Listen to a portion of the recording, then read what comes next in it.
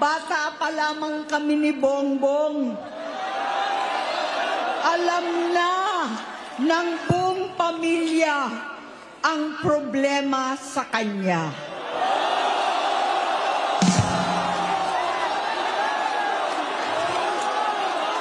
Sa totoo lang, mababasa naman ng lahat ang mga testimonya ng aking ama patungkol sa kanyang ugali at gawain.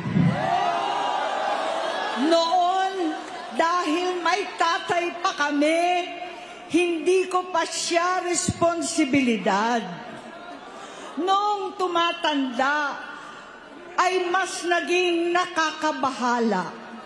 Batid ko na nagda-drug siya.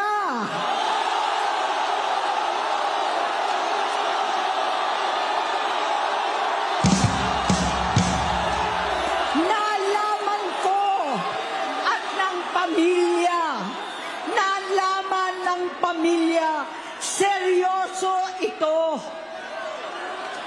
Minsan, kami ng Presidential Guard at Metro Gompa ang naglilinis tuwing nagpa-party po sila.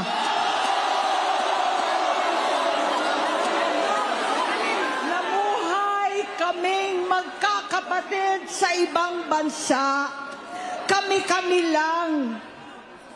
Kinumbinsi ko pa si Bongbong, pakasalan mo na si Lisa. Naisip ko noon, kapag nag-asawa siya, malalagay na sa tahimik at magkakaroon ng direksyon. Ang laki ng pagkakamali ko. Mas lumala ang kanyang pagkalulong sa droga.